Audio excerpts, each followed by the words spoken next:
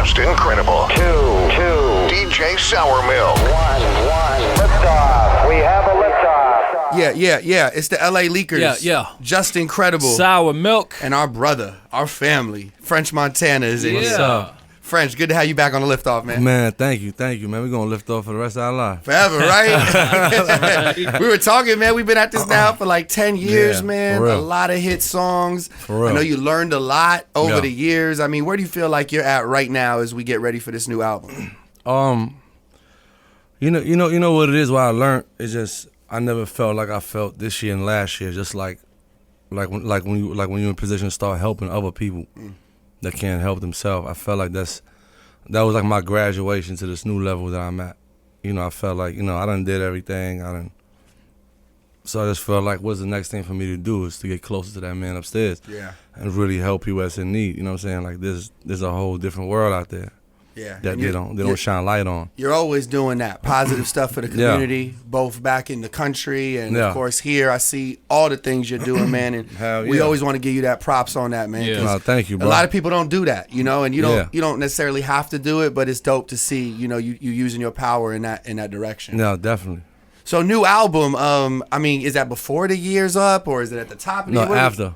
After, okay. Yeah. New album on the way. Mm-hmm. We ain't got any features we want to sneak out there. I know we got the Splash Brother, you and Drizzy heating up right now with the No Stylist joint. Man, it's so many people on it. I work on a lot of music. Yeah. But I be involved in so much, like so many other people projects too. And I just be trying before when me and Max B was out. Yeah. We used to try to drop a mixtape every week, right? Man. And we try to keep up with the Joneses, right? So I was like, damn, I don't want to do that. I started looking at people like Jay-Z, like Nas, like Adele, like the real vibe. So I was like, these are the real people because they don't have to do nothing and still come back and do whatever it is. So us as being like young artists, we always think like we gotta drop something. You gotta drop something. You gotta drop something. You really don't. You really. So my thing was I'm trying to find that. I was trying to find that space where I could get into that space because I started off on a different space. Yeah. You know what I'm saying? Yeah. So that's been my mission lately. Has the workflow slowed down compared to back then? Do you the work's still the same. It's just the amount of material you're putting out is you filtered it. Yeah, it's making the right moves, not every move. Yeah. Yeah. You know what I'm saying? said. That's smart. I got probably 5 people singles that's out right now that I didn't want to put out. It's Wow, that's crazy.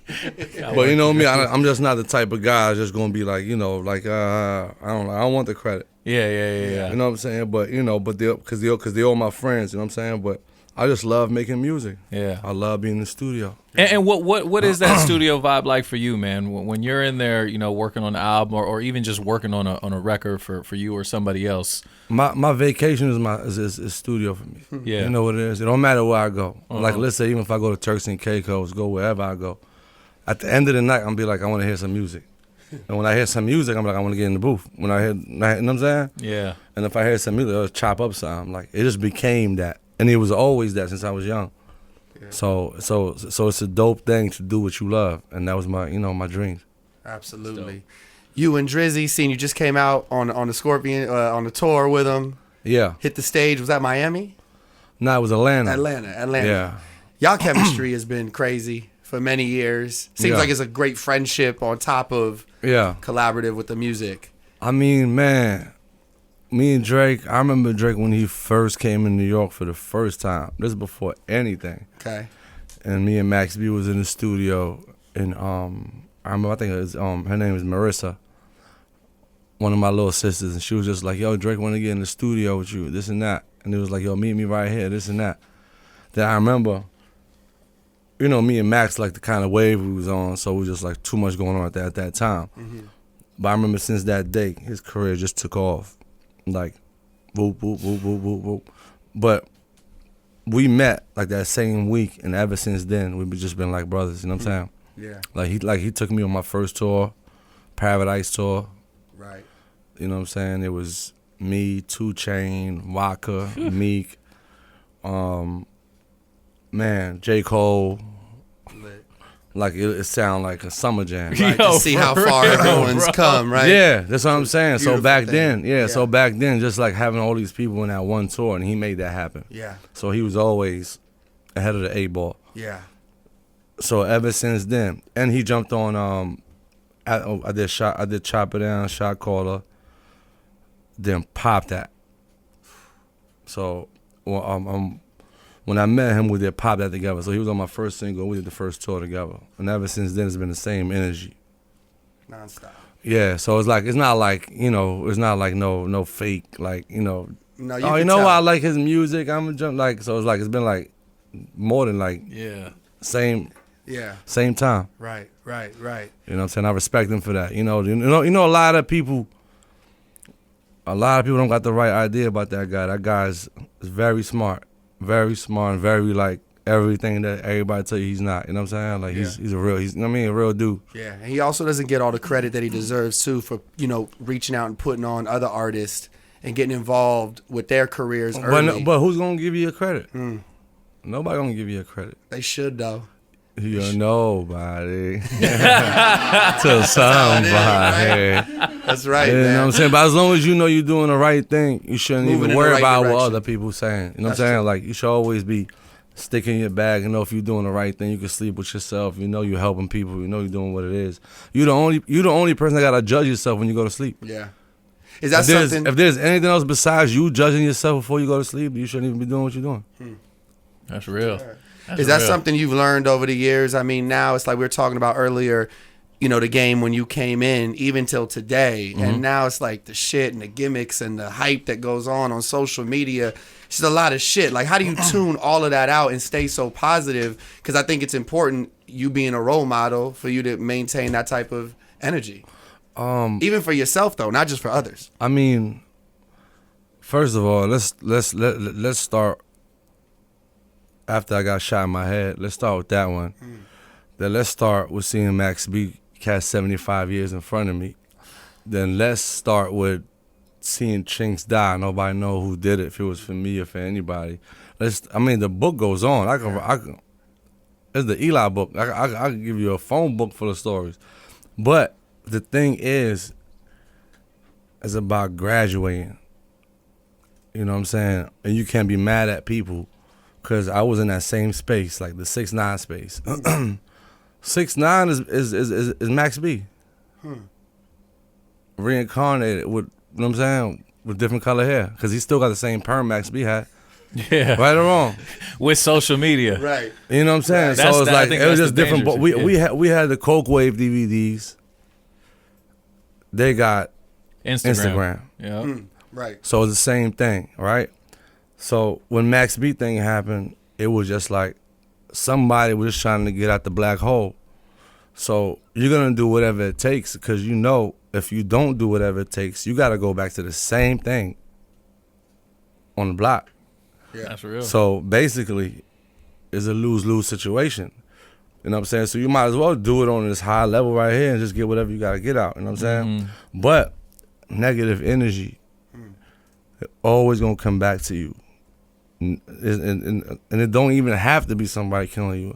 It could be spiritually. It could be just energy around you, mentally, going to sleep thinking about it, whatever it is. Positive energy is something that when you put it out there, it's so many different forms that come back to you.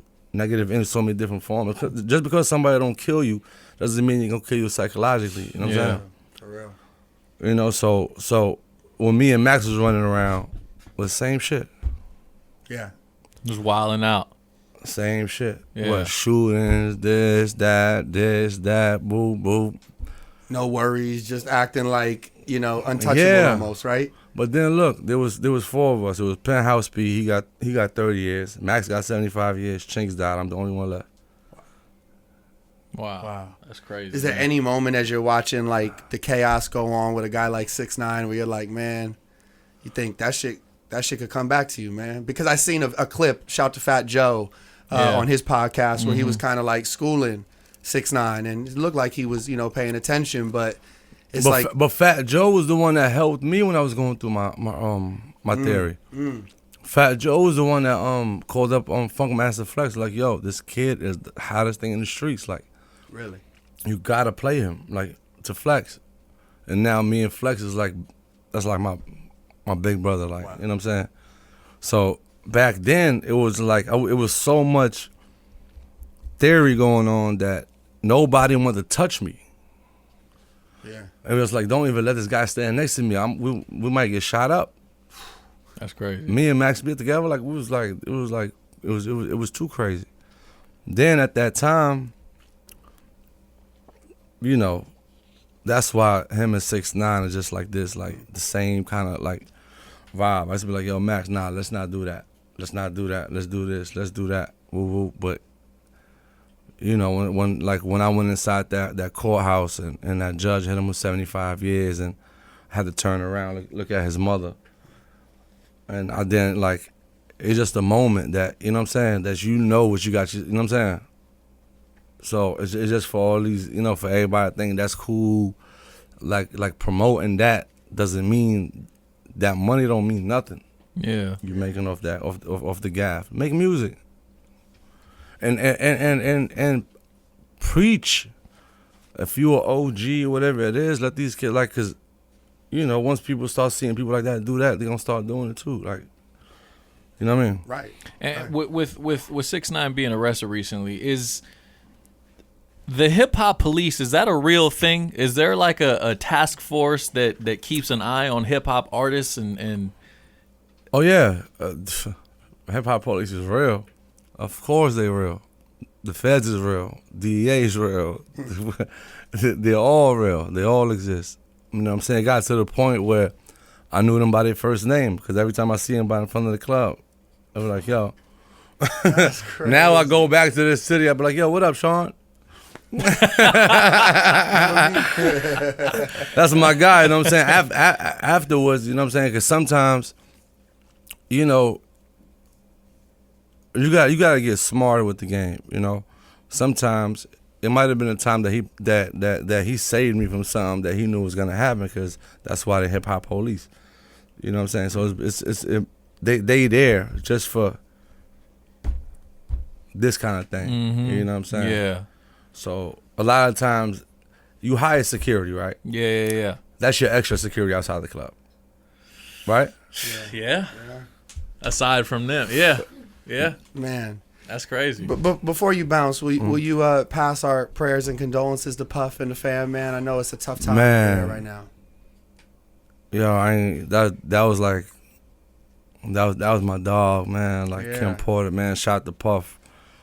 You know what I'm saying? I hope God, look after you after these, tough times, man. Cause I pray for love like that. Right. Like they love was different. You know, that was like the backbone. You know what I'm saying? Yeah. And you know, my brother going through it. Could imagine. So I'm trying to stay next to him, and he got a lot of support, man. You know, one thing about Puff, everybody love him. Everybody. You know what I'm saying? He's one of the greatest people to ever do it in our generation. We could all agree to that. Yeah, definitely.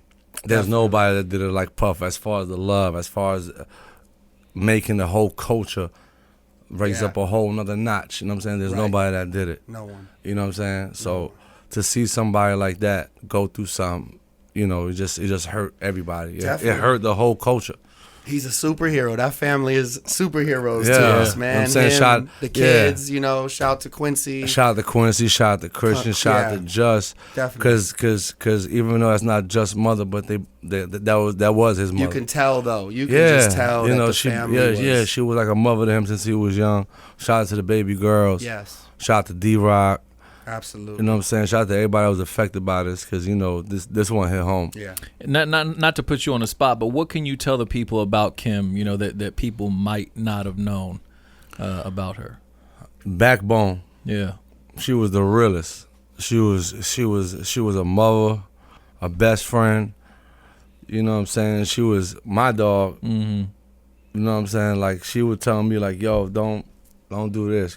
Go fuck with her. Don't fuck with her. Fuck with her. You know what I'm saying? Like we went to St. Bart's like a year and a half ago, and it's just like I'm glad we did that. You know what I'm saying? Me, her, Puff, and everybody, like on the yacht somewhere. And it was just like, it felt like, you know, one of them things you're always gonna remember in the back of your head. Like, you know what I'm saying? So we got time, like really spend some real time. We got for like 2 or 3 weeks. Man.